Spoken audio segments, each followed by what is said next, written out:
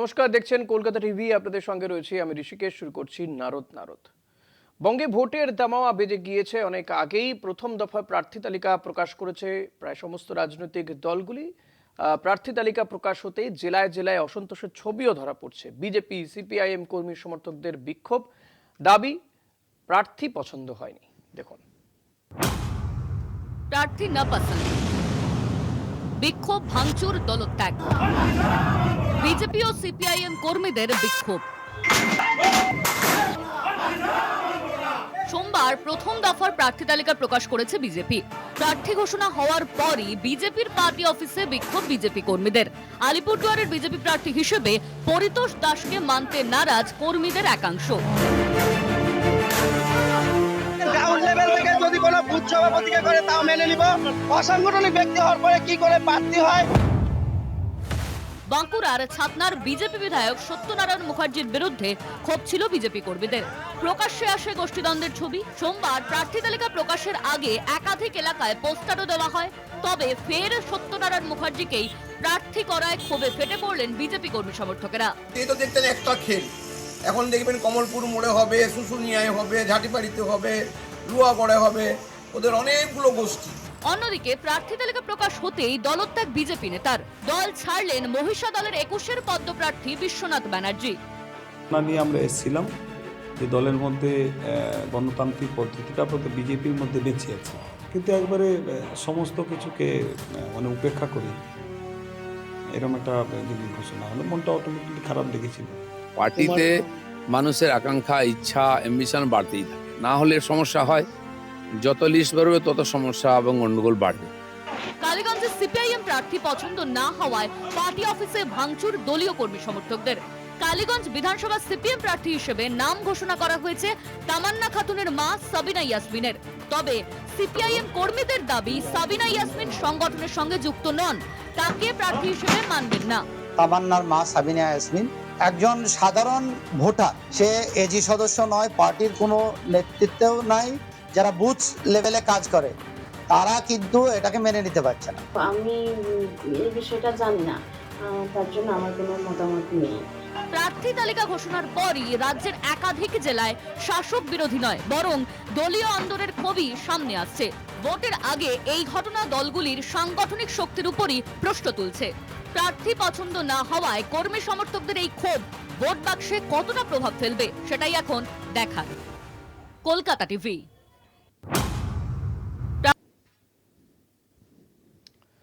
যে বিষয় নিয়ে আমরা আলোচনা করব, তবে কিছুক্ষণ আগেই আমরা দেখলাম যে তৃণমূল কংগ্রেস তারা তাদের 291 জনের প্রার্থীদের নাম ঘোষণা করে দিয়েছে এবং সেক্ষেত্রে দেখা যাচ্ছে যে সিটিং এমএলএ যারা ছিলেন এমন বেশ কয়েকজনের নাম বাদ গিয়েছে। তৃণমূল কংগ্রেস তারা তাদের যে প্রার্থী তালিকা ঘোষণা করেছে তাতে কিন্তু একেবারে রাজনৈতিক কর্মী দীর্ঘদিন ধরে দলটা করছেন তাদের উপরে বেশি ভরসা রেখেছে। এবারে তারকা প্রার্থী বা টলিউড থেকে নিয়ে আসা প্রার্থীর সংখ্যা অনেকটা কম। তবে বিজেপি এবং সিপিএমের প্রার্থী তালিকা আগেই ঘোষণা হয়ে গিয়েছে এবং বিজেপি তারা 144 জনের নাম ঘোষণা করেছে। বামেরা, সিপিএম সহ বামেরা, তারা 192 জনের প্রার্থীর নাম ঘোষণা করেছে এবং প্রার্থীদের নাম ঘোষণা হওয়ার পরেই কিন্তু বিভিন্ন জেলাতেই দেখা যাচ্ছে যে প্রার্থীদের পছন্দ হয়নি দলীয় কর্মী সমর্থকদের। আলিপুরদুয়ারে যেমন, সেখানে কিন্তু সেই ছবি দেখা গেছে। আলিপুরদুয়ারে ভাঙচুর চালানো হয়েছে, বিজেপি পার্টি অফিসই ভাঙচুর করেছেন কর্মী সমর্থকরা। সেখানে প্রার্থী হিসেবে দাঁড় করানো হয়েছে পরিতোষ দাসকে, সেটা তারা মেনে নিতে পারছেন না। পাশাপাশি ছাতনাতে, বাঁকুড়ার ছাতনাতে বিজেপির বিধায়ক সত্যনারায়ণ মুখার্জির বিরুদ্ধে ক্ষোভ ছিল কর্মীদের। তারা চেয়েছিলেন এখানকার প্রার্থী বদল হোক, কিন্তু যে প্রার্থী তালিকা প্রকাশ হয়েছে তাতে তার নামই রয়েছে। ফলত এই সত্যনারায়ণ মুখার্জিকে প্রার্থী করা নিয়ে ক্ষোভে ফেটে পড়েছেন বিজেপি কর্মী সমর্থকরা। তেমনি সিপিএমের ক্ষেত্রেও কিন্তু এই একই ঘটনা দেখা যাচ্ছে যে সিপিএম কালীগঞ্জে তারা প্রার্থী করেছেন তামান্না খাতুনের মা সাবিনা ইয়াসমিনকে, কিন্তু দলীয় কর্মী সমর্থকরা তারা বলছেন যে সাবিনা ইয়াসমিন তিনি দলের কেউ নয়, তিনি একজন সাধারণ ভোটার, সংগঠনের কেউ নয়, সংগঠনের সঙ্গে যুক্ত নয়, তাই তারা তাকে মানতে পাচ্ছেন না।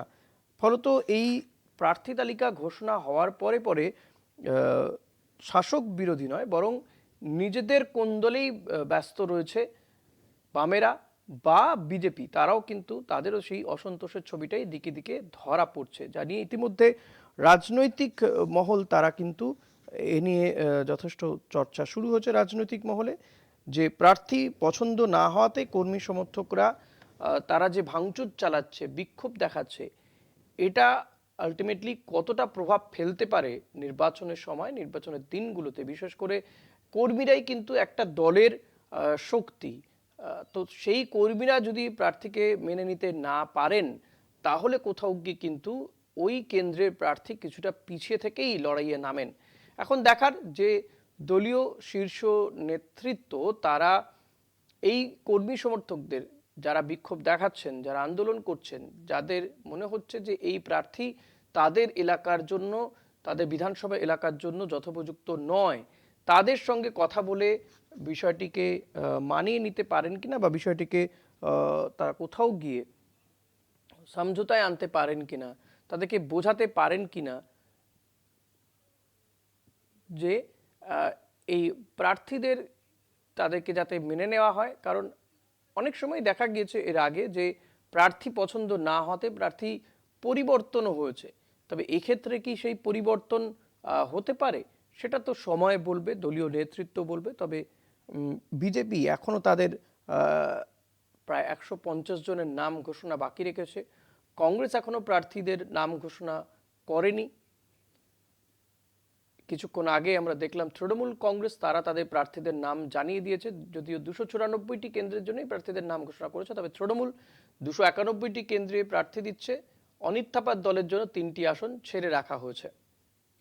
পাহাড়ে অনিত থাপার দলের সঙ্গেই তৃণমূল কংগ্রেস জোট করে, তাদের উপরেই তারা 3টি আসন ছেড়ে রেখেছে। এদিকে বিজেপি এবং সিপিএমের যে প্রার্থী তালিকা ঘোষণা হয়েছে, তাতে দেখা যাচ্ছে যে দলীয় কর্মী সমর্থকরা তারা বিশেষ কিছু ক্ষোভ প্রকাশ করছে। বিশেষ বিশেষ কয়েকটি জায়গাতে এই ধরনের ক্ষোভের ছবি দেখা গিয়েছে। কালীগঞ্জে যেমন, পাশাপাশি অন্যান্য বেশ কয়েকটি জায়গাতে এই ছবি দেখা গিয়েছে। বাঁকুড়ার ছাতনাতে, আলিপুরদুয়ারে, সেখানেও কিন্তু এই ক্ষোভ বিক্ষোভের ছবি দেখা যাচ্ছে, ধরা পড়ছে।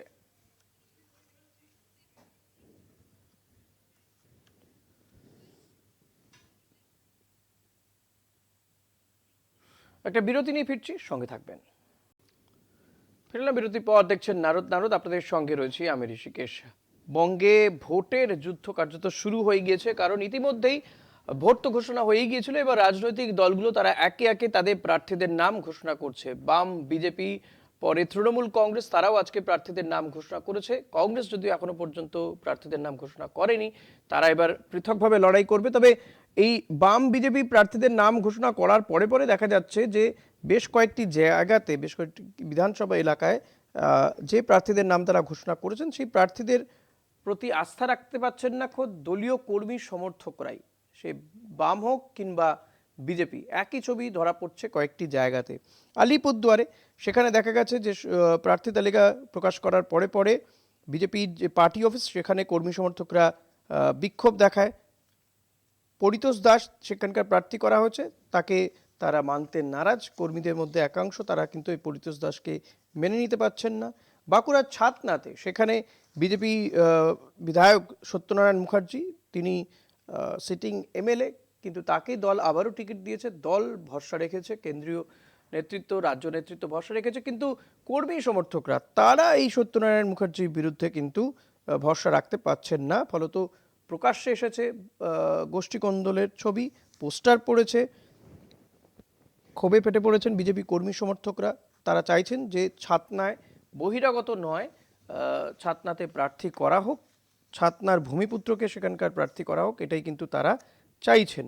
অন্যদিকে প্রার্থী তালিকা প্রকাশ হতে দল ত্যাগ করেছেন বিজেপি নেতা। দল ছেড়েছেন মহিষা দলের, যিনি 21-এর নির্বাচনে প্রার্থী হয়েছিলেন, সেই বিশ্বনাথ ব্যানার্জি, তিনি ইতিমধ্যেই দল ত্যাগ করেছেন বলে জানা যাচ্ছে। কালীগঞ্জ, এই কালীগঞ্জে সেখানে দেখা যাচ্ছে যে সিপিআইএম প্রার্থী পছন্দ হয়নি সেখানকার কর্মী সমর্থকদের, ফলত তারা দলীয় পার্টি অফিসে গিয়ে ভাঙচুর চালায়। কালীগঞ্জ বিধানসভায় সিপিএম প্রার্থী হিসেবে নাম ঘোষণা করা হয়েছে তামান্না খাতুনের মা সাবিনা ইয়াসমিনকে। সাবিনা ইয়াসমিনের নাম ঘোষণা করার পরে পরে কিন্তু সেখানকার কর্মীদের মধ্যে ক্ষোভ বিক্ষোভ দেখা যাচ্ছে। তারা ভাঙচুর চালাচ্ছে। তারা চাইছেন যে দলীয় কর্মী, সংগঠনের কোনো কর্মীকে প্রার্থী করা কেন হলো না। তারা চাইছেন তেমন কোনো কর্মীকে প্রার্থী করা হতে পারত, কিন্তু সেটা না করে একজন সাধারণ ভোটার সাবিনা ইয়াসমিনকে কেন প্রার্থী করা হলো, দলে তার কি অবদান, সেটা নিয়েও তারা প্রশ্ন তুলছেন। ফলত প্রার্থী তালিকা ঘোষণার পরই রাজ্যের একাধিক জেলায় শাসক বিরোধী নয় বরং দলের অন্দরে ক্ষোভই সামনে আসছে বেশি করে।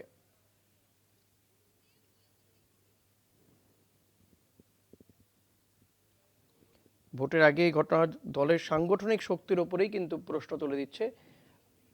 অর্থাৎ যখন তৃণমূল কংগ্রেস তারা তাদের প্রায় সমস্ত প্রার্থীদের নামই ঘোষণা করে দিয়েছে, তখন কিন্তু দেখা যাচ্ছে যে বিরোধীরা তারা তাদের গোষ্ঠীকোন্দলে কিন্তু জেরবার পরিস্থিতি। জেলায় জেলায় সেই একই ছবি দেখা যাচ্ছে যে তাদের গোষ্ঠীকোন্দল তারা কিছুতেই থামাতে পারছেন না। এমনকি তারা যে প্রার্থীদের নাম ঘোষণা করেছেন সেটা নিয়েও কিন্তু গন্ডগোল দেখা যাচ্ছে। বাঁকুড়া, আলিপুরদুয়ার বিভিন্ন জায়গাতেই এই ছবি দেখুন কিভাবে ভাঙচুর চালানো হচ্ছে, সিসি ক্যামেরা ভেঙে দেওয়া হচ্ছে, পার্টির সেখানকার আসবাবপত্র ভেঙে দেওয়া হচ্ছে পার্টি অফিসের। সেটা বিজেপি হোক কিংবা বাম কর্মী সমর্থকরা, মোরলেস ছবিটা কিন্তু একই দেখা যাচ্ছে। তা সে ছাতনা হোক কিংবা কালীগঞ্জ কিংবা আলিপুরদুয়ার, বিভিন্ন জায়গাতেই কিন্তু এই প্রার্থীদের নিয়ে ক্ষোভ বিক্ষোভ প্রতিবাদ এই ছবি দেখা যাচ্ছে। এখন কর্মী সমর্থকদের এই দাবিকে কি মান্যতা দেবে? আর এই মান্যতা দিতে দিতে তো আবার দিন অনেকগুলো চলে যাবে। যখন তৃণমূল কংগ্রেস তারা বাকিদের থেকে কিছুটা পিছিয়ে থেকেও প্রার্থীর নাম ঘোষণা করলেও কিন্তু দেখা যাচ্ছে যে বাকি দলগুলো অর্থাৎ বাম বা বিজেপি তারা তাদের প্রার্থীদের নাম ঘোষণা করার পরে পরে জেলা নেতৃত্ব, জেলা কর্মী সমর্থকদের একাংশ তারা ক্ষুব্ধ, তারা ক্ষোভ প্রকাশ করছে। এটা কি ভোট বাক্সে যথেষ্ট প্রভাব ফেলতে পারে? রাজনৈতিক মহলের একটা অংশ কিন্তু মনে করে যে এই ধরনের ঘটনা, এই ক্ষোভ বিক্ষোভ যদি চলতে থাকে, যদি প্রশমিত না হয়, তাহলে কিন্তু সেই রাজনৈতিক দলের সেই প্রার্থীর ভোটে জেতা বা ভোট পাওয়াটা কিন্তু সমস্যার হয়ে যায়, যেখানে কর্মী সমর্থকরাই ক্ষুব্ধ। কারণ এই কর্মীরাই কিন্তু প্রার্থীকে জিততে সবচেয়ে বেশি সাহায্য করে। তারাই দিন রাত পরিশ্রম করে একজন কর্মীকে জিতিয়ে নিয়ে আসেন।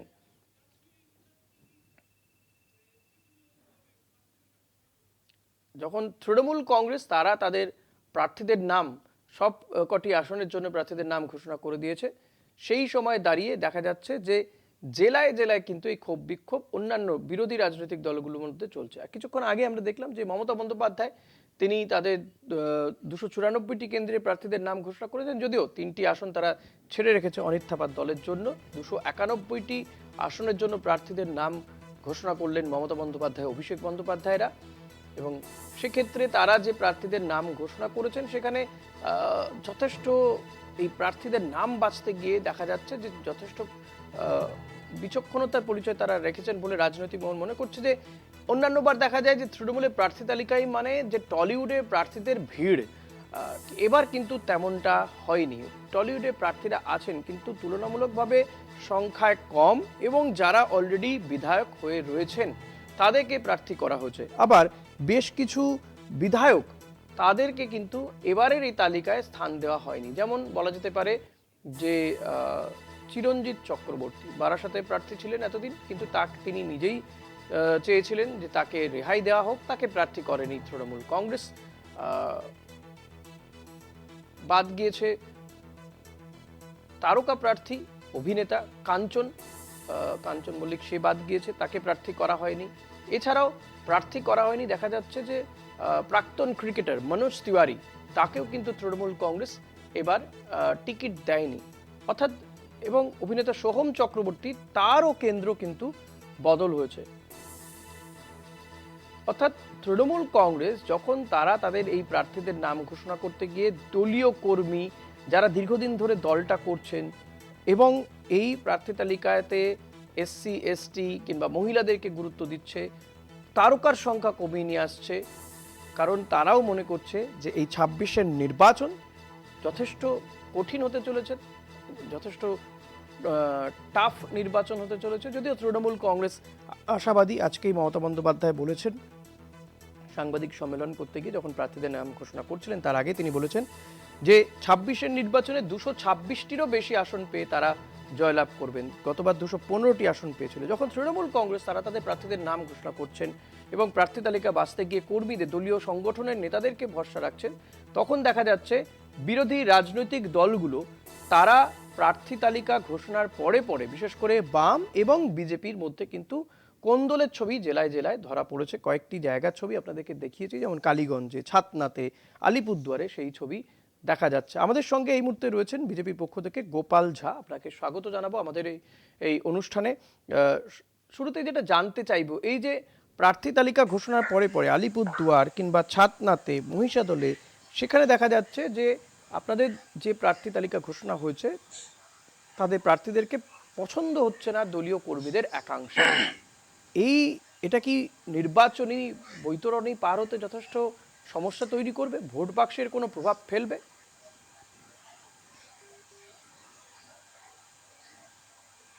না না, এটা একদমই না। হ্যাঁ বলুন। আমাদের এতদিন ধরে লড়াই করে যাচ্ছে এই কারাপশনের বিরুদ্ধে। শুনতে পাচ্ছেন? শুনতে পাচ্ছি, বলুন। হ্যালো, বলছি এটা একদমই ভোট বাক্সতে কোনো প্রভাব পড়বে না। এটা আমাদের বিজেপি কর্মী কার্যকর্তা যারা, এদের আবেগ, এদের ভালোবাসা, দলের প্রতি ভালোবাসা, প্রত্যেকেরই একটা আবেগ থাকে, প্রত্যেকেরই একটা আকাঙ্ক্ষা থাকে, সেই আকাঙ্ক্ষা পুরানো হলে আবেগটা হয়েছে। এটাতে আমাদের ভোট বাক্সে কোনো প্রভাব পড়বে না। ভোট 100% আমরা এবার 2026-এর নির্বাচন তৃণমূলের বিসর্জনের এই স্লোগানটা নিয়ে আমরা আগাবো এবং এটাতে আমাদের জয় নিশ্চিত। প্রার্থী যে কেউ হোক, ভোট পদ্মফুল চিহ্ন এবং ভোট নরেন্দ্র মোদীকে দেখেই হবে, সেটা আমরা 100% আশাবাদী। কিন্তু গোপাল, যেটা জানতে চাইবো, এই যে ধরুন সত্যনারায়ণ মুখার্জি, তিনি ছাতনার বিজেপি বিধায়কও ছিলেন, তাকে দলীয় কর্মীরা মেনে নিতে পারছেন না।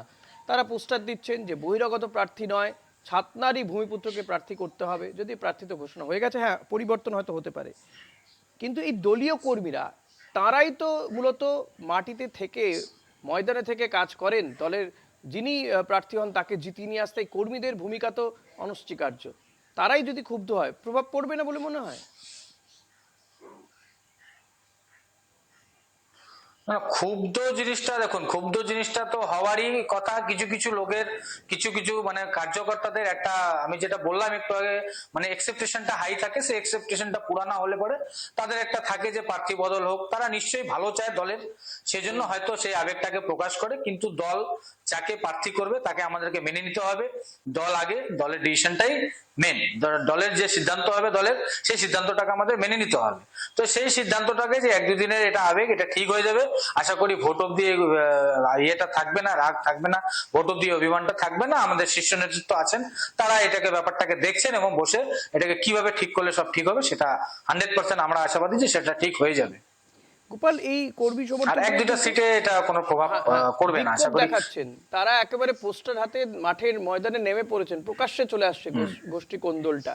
সেটাকে সামলে ভোট জেতা কতটা কঠিন হচ্ছে এবং এটাকে কি করে সামলাবেন আপনারা, দলের কর্মীরা, দলের নেতারা বিশেষ করে, তারা এটাকে কি করে সামলাবেন?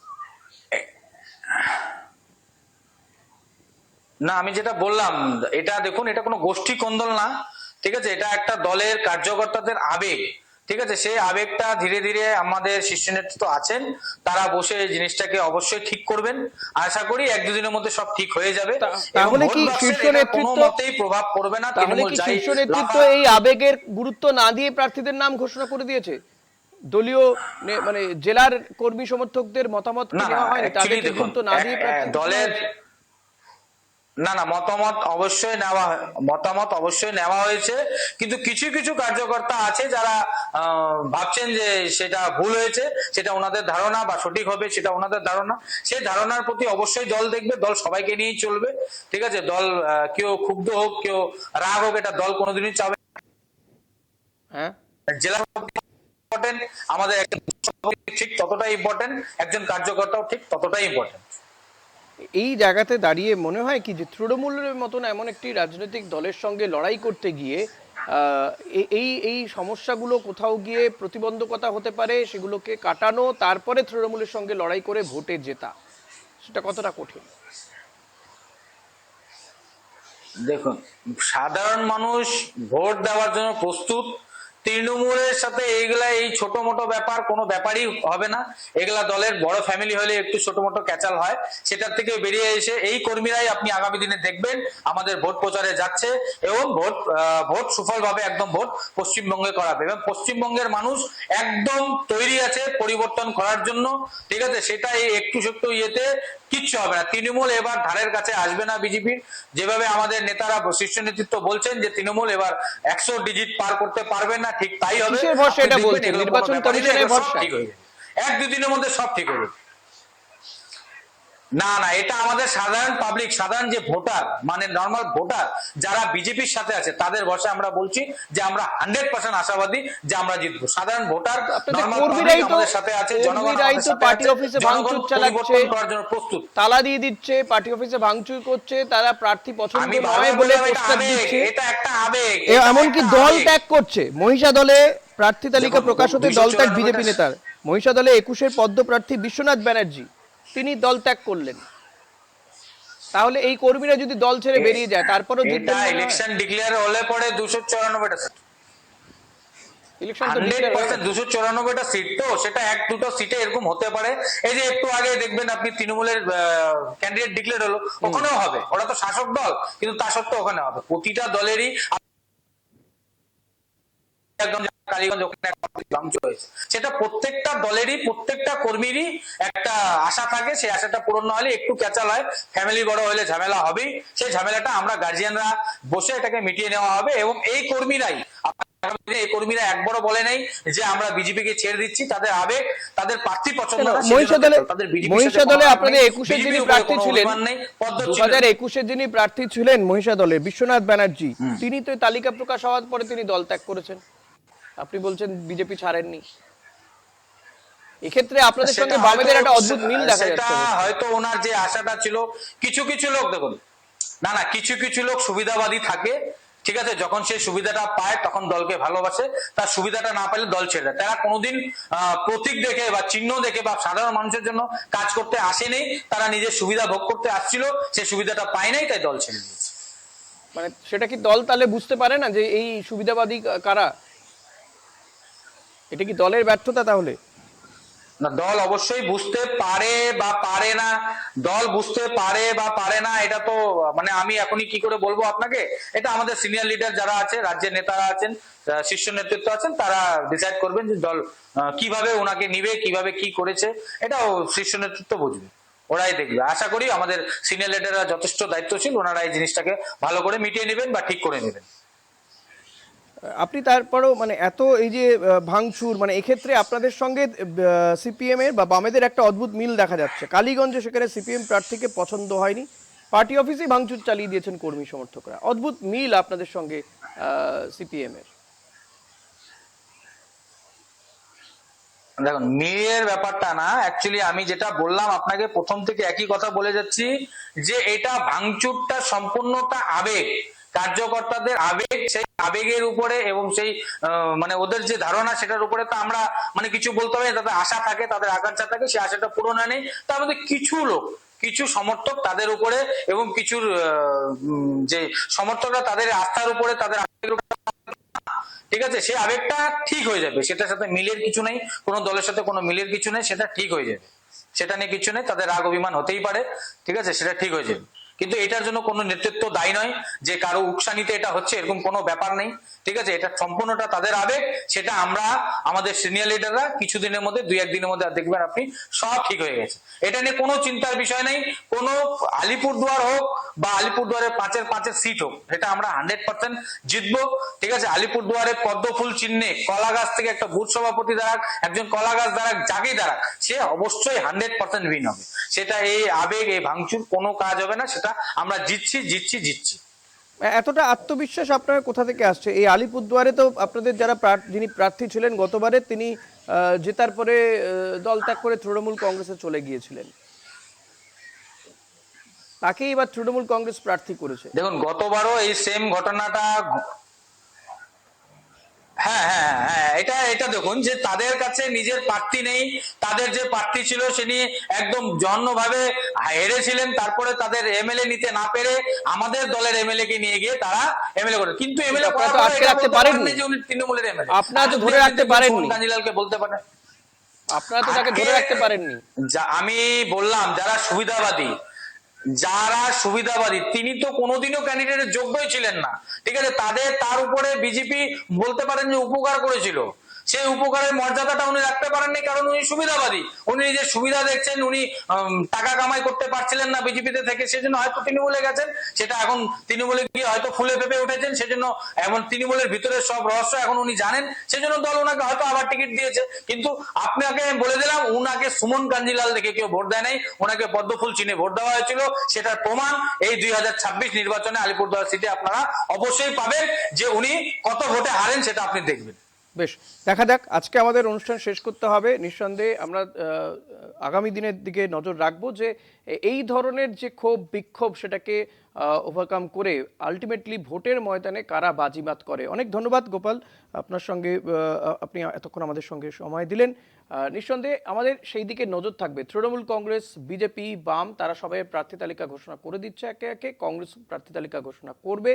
তবে প্রার্থী তালিকা ঘোষণা হতে হতেই দেখা যাচ্ছে বাম প্রার্থী পছন্দ হয়নি এমন কয়েকটি জায়গাতে বিক্ষোভ প্রতিবাদ, বিজেপির ক্ষেত্রেও সেটা হচ্ছে।